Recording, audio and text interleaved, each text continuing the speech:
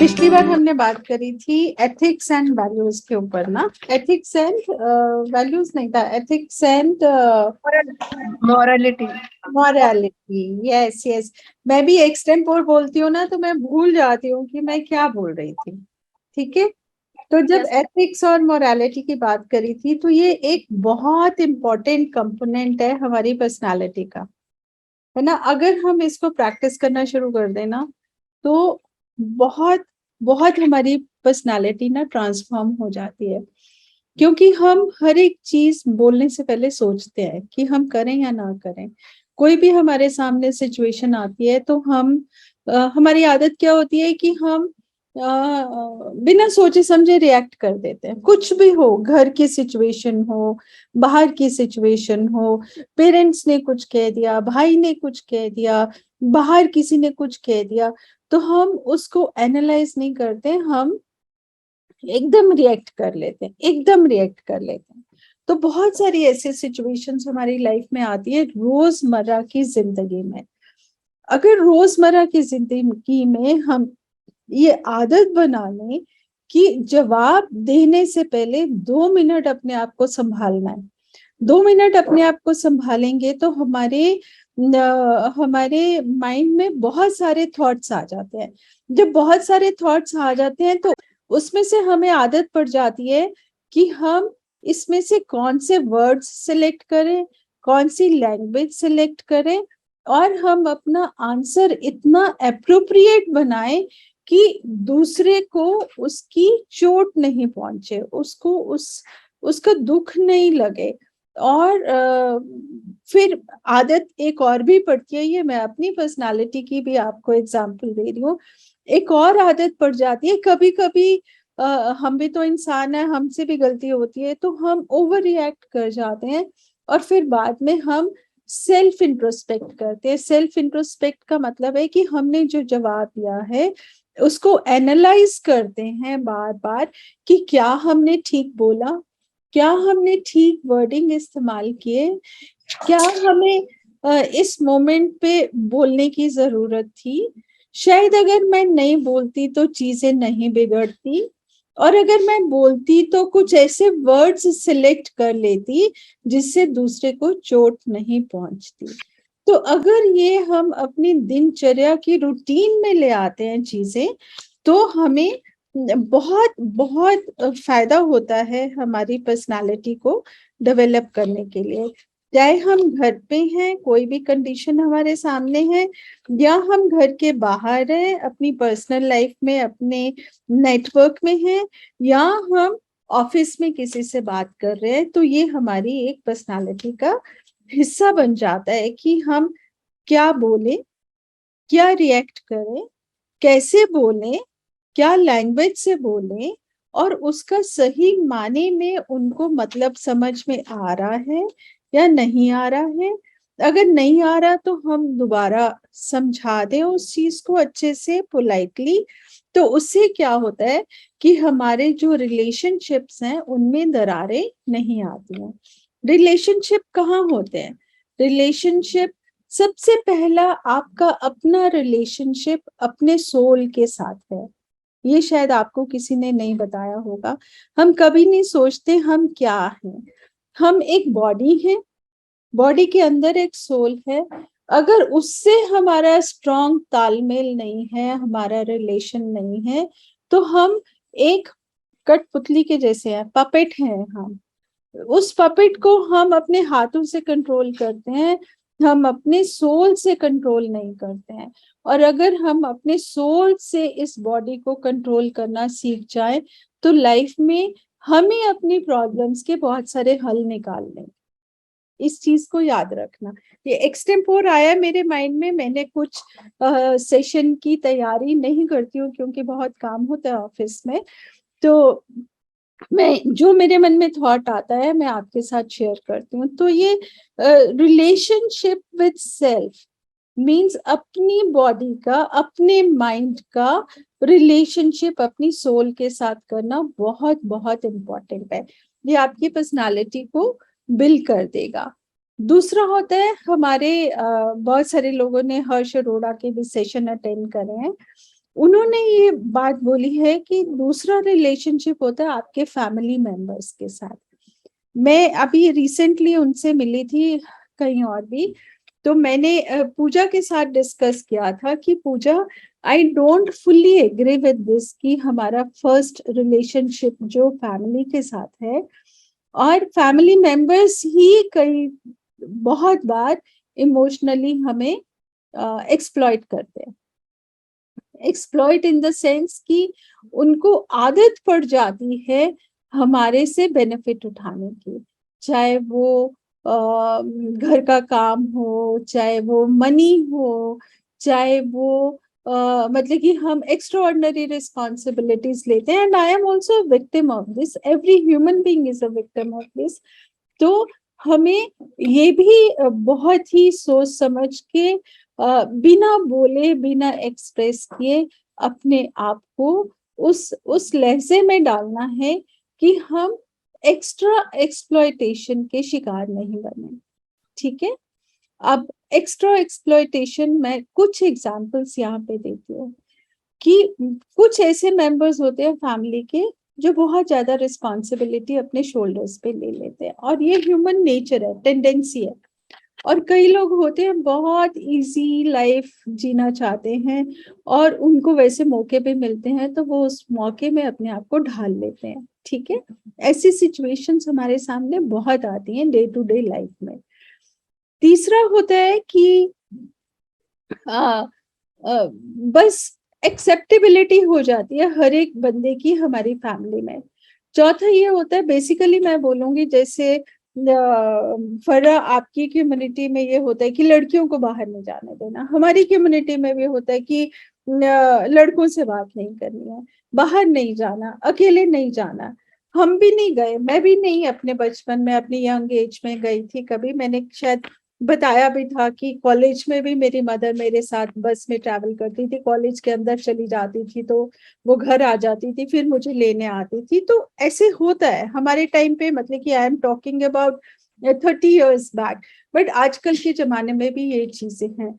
तो क्या हम आज के चेंज युग में अपने ऊपर इतना विश्वास, फरा इज द रॉट एग्जाम्पल हमारे सामने कि उसने अपने पेरेंट्स को कैसे कन्विंस किया, तो हमें उसका भी शिकार नहीं होना। अगर सेल्फ ग्रोथ करनी है तो हमें अपने पेरेंट्स को कॉन्फिडेंस देके, अपने पेरेंट्स को रजामंदी से अपनी ग्रोथ में आगे बढ़ना है, अपनी ग्रोथ को स्टॉप नहीं करना है।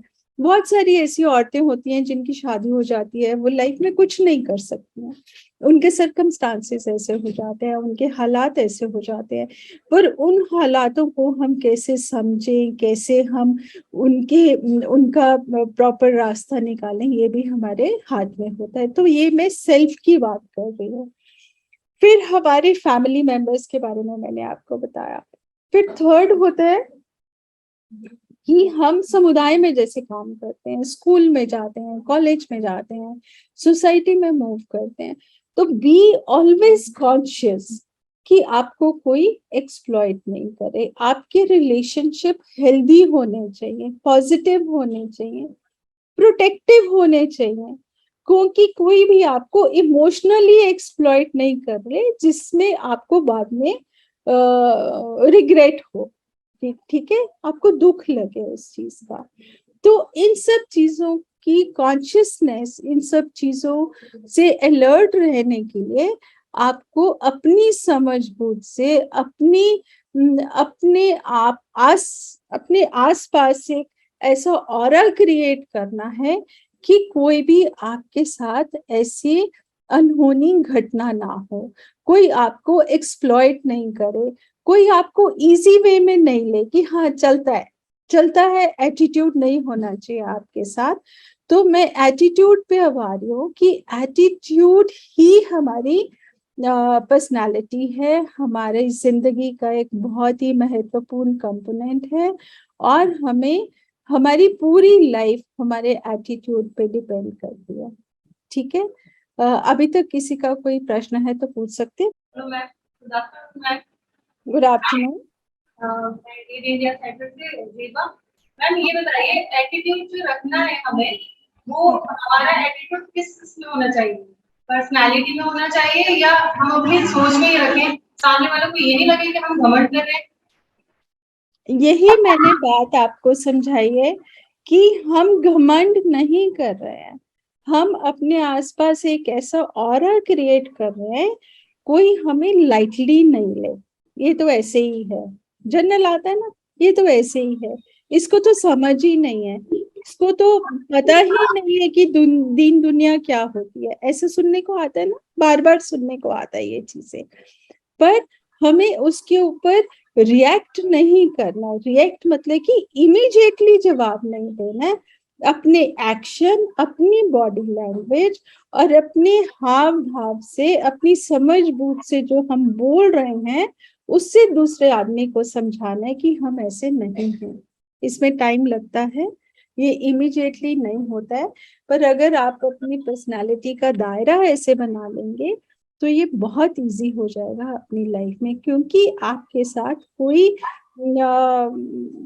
अब मेरे को इंग्लिश में, हिंदी में वर्ड नहीं आ रहा, ओछा बोलते हैं ना, ओछा मीन्स बिना सोचे समझे कुछ भी करते हैं, है ना, तो वो चीज नहीं हमें अलाउ करनी किसी को करने के लिए, because self dignity is very very important. आपकी सेल्फ डिग्निटी से कोई किसी को भी कोई राइट नहीं है खिलवाड़ करने का, ठीक है। हाँ, मैं ये बता रही थी आपको। और एटीट्यूड की एक और परिभाषा भी होती है कि मेरे सामने एक बहुत इंपॉर्टेंट काम है जो मुझे करना है, ठीक है, और मुझे पता है ये काम करने के लिए जो मेरी सहेली है या मेरा सहयोगी है उसको ज्यादा फायदा होगा पर मुझे कम फायदा होगा, ठीक है, पर क्या मैं उसको करूं या नहीं करूं, हमारे दिल में दो ख्याल आएंगे, ठीक है। अब इसमें एक चीज ये आते है कि हमारा कितना हेल्पिंग एटीट्यूड है। चलो आज अगर मैं उसको हेल्प कर रही हूँ, उसको ज्यादा फायदा हो रहा है, मुझे कम फायदा हो रहा है, पर मुझे हेल्प करनी चाहिए, है ना, क्योंकि कल को शायद मुझे उसकी हेल्प की जरूरत पड़े। तो क्या हुआ, हमारा पॉजिटिव एटीट्यूड हुआ उसकी तरफ। और ये कर्मा थ्योरी आप समझ लीजिएगा, अगर आप आज किसी के साथ अच्छा कर रहे हैं तो आपके कठिन समय में कोई ना कोई जरूर आएगा आपके सामने आपको हेल्प करने के लिए, है ना। तो इस चीज का भी ध्यान रखना बहुत जरूरी है, और ये सब कुछ एटीट्यूड पे डिपेंड करता है कि हम किसी कैसी सिचुएशन में, किसी भी सिचुएशन में हमारा एक्शन और रिएक्शन हमारे एटीट्यूड पे डिपेंड करता है, ठीक है। एक्शन है कि हम इमीडिएटली कह सकते हैं क्या है ये, मैं क्यों करूं, ठीक है। रिएक्शन क्या होगा, अरे तुम्हें फायदा होने वाला है, मुझे क्यों बीच में इन्वॉल्व कर रही हो, ठीक है। पर अगर हमारा एटीट्यूड पॉजिटिव है तो हमारे एक्शन और रिएक्शन उसी के अकॉर्डिंगली आएंगे, रिफ्लेक्ट करेंगे, क्योंकि हमारी पर्सनालिटी उसी तरीके से डेवलप हो गई है, ठीक है। मैंने आंसर दे दिया आपके क्वेश्चन का, ठीक है। नाउ एक चीज और मैं ऐड करूंगी इसमें, एथिक्स, मॉरल्स, और तीसरा है वैल्यूज।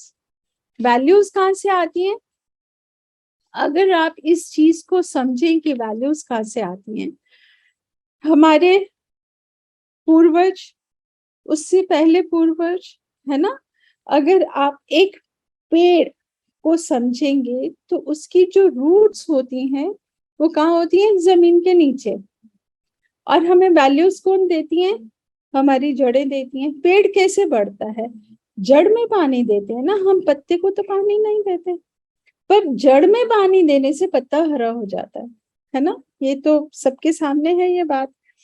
और हमारी फैमिली में हमारी रूट्स क्या हैं, हमारे पेरेंट्स, हमारे ग्रैंड पेरेंट्स, है ना, वही जो हमारे लिए वैल्यूज क्रिएट करते हैं, अगर हम उसको फॉलो करते हैं तो हम एक पेड़ की तरह एक ग्रीन ऑरा में, एग्जाम्पल दे रही हूँ पेड़ का, उस तरीके से हम ग्रो करते हैं। तो हमारी स्टेम भी स्ट्रांग होती है, हमारे जो शाखाएं हैं वो भी स्ट्रांग होती हैं, हमें फ्रूट्स भी अच्छे मिलते हैं और हमारी लीव्स भी ग्रीन होती हैं पेड़ में।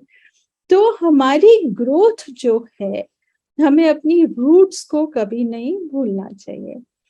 चाहे किसी ने अपने दादा परदादा को देखा है या नहीं देखा, पर अपनी फैमिली में जाके अपने पेरेंट्स के साथ उनके बारे में बात करिए, उनसे पूछिए कि वो कैसे थे। अगर कोई फोटो है घर में तो उनकी फोटो देखिए, फिर अपने फादर से, अपनी मदर से या अपने किसी भी क्लोज फैमिली मेंबर से पूछिए कि वो किस तरीके का जीवन जीते थे। ठीक है, उनके जीवन से आप क्या शिक्षा ले सकते हैं। ठीक है, मैं आपको मीन्स एक एग्जांपल देती हूँ कि जैसे एक फैमिली है, ठीक है, और बहुत सारे बहन भाई हैं, ठीक, मतलब कि फैमिली में पेरेंट्स की डेथ हो चुकी है। अब आता है कि उस घर का सामान कौन लेके जाएगा। बहन भाई आपस में कहेंगे तुम टेबल ले जाओ, तुम चेयर ले जाओ, तुम फ्रिज ले जाओ, तुम सोफा ले जाओ, तुम बेड ले जाओ, ऐसे ही बंटवारा होता है सामान का। पर अगर कोई इंसान खड़ा होके कहता है कि मुझे कुरान दे दो जो मेरी माँ पढ़ती थी, वो मैं अपनी लाइफ में हमेशा अपने साथ रखूंगी, तो मुझे ऐसे लगेगा कि मेरी माँ हमेशा मेरे साथ है, अलग नहीं हुई। अगर कोई दूसरा रिलीजन है तो हम बोले कि हम रामायण, मेरी माँ जो रामायण पढ़ती थी वो मुझे दे दो, गीता मुझे दे दो, उनकी कोई बुक दे दो, उनकी कोई डायरी दे दो, है ना। तो हम क्या, कहाँ से हट गए, ये क्या है, किसने रोल प्ले किया, हमारी वैल्यूज, हमारे एटीट्यूड में, है ना। उस समय जो हमारे मन में सोच आई वो क्या था, हमारा एटीट्यूड क्या है उस पर्टिकुलर सिचुएशन को लेके, और हमारी वैल्यूज क्या है कि जो हमारे पेरेंट्स ने सारी उम्र हमें पालने पोसने में जो वैल्यूज इकट्ठी करी हैं, आज मैं उनको संजोड़ के अपने पास रखना चाह रही हूँ। और उन्होंने वो वैल्यूज कहाँ से ली, हमारी होली बुक से ली, हमारे सामने एग्जाम्पल सेट किया उन्होंने। तो क्या होगा कि आप देखना आपको कितनी सेंस ऑफ सेटिस्फेक्शन होगी, क्योंकि पलंग, सोफा, चेयर, फ्रिज तो एक दिन टूट के चले जाएंगे, पर कुरान किसके पास रहेगा, आपके पास रहेगा ना। तो कौन सी वैल्यूएबल चीज हुई, कुरान।